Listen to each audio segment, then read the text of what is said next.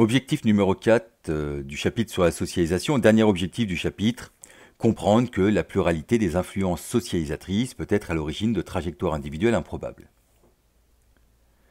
Les chiens ne font pas des chats, ou tel père tel fils, sont deux exemples de dictons montrant l'importance de la socialisation primaire dans la construction de l'identité sociale et individuelle de l'enfant et de l'adulte qu'il deviendra. Présentés ainsi, les individus auraient donc du mal à échapper à leur origine sociale. Si les chiens ne font pas des chats, les ouvriers ne font pas des cadres, les footeux ne font pas des danseurs, les non-diplômés ne font pas des polytechniciens.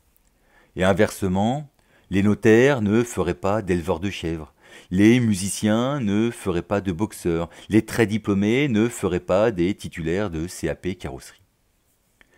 Or, les exemples sont nombreux d'enfants qui n'ont pas suivi les traces de leurs parents, et le terme trajectoire individuelle improbable est mal choisi, moins probable serait plus adéquat.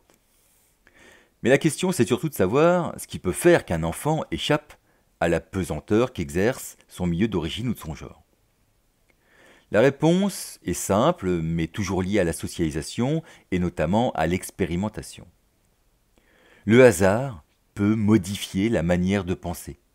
Vivre une attaque terroriste doit changer la manière de penser, même chose pour un décès, mais même chose aussi pour une victoire ou un record non attendu dans une compétition par exemple. L'école peut modifier la manière de penser. Le fait d'être encouragé ou inversement découragé, le fait d'apprécier une matière, le fait d'apprécier un professeur peut changer la manière d'entrevoir son avenir. Le conjoint, les collègues, les autres membres d'une association, d'un club peuvent changer les manières de voir les choses et les aspirations de chacun. Les parents peuvent aussi mettre en place des stratégies, des plans pour que l'enfant échappe à sa condition d'origine, et on parle aussi parfois dans ce cas-là de socialisation anticipatrice.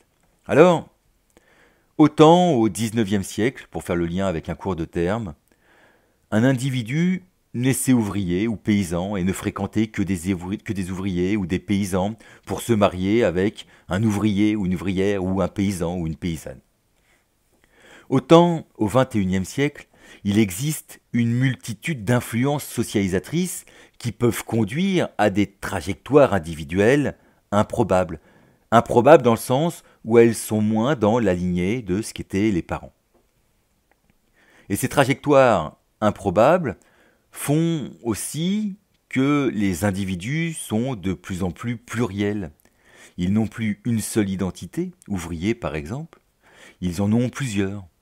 Ouvriers, plus amateurs de danse de salon, plus président d'association, plus etc., etc., etc. La société a changé, il y a une multiplicité d'influences socialisatrices, on est de plus en plus pluriel, et donc il y a de plus en plus de chances pour que l'on ait des trajectoires différentes de celles de nos parents.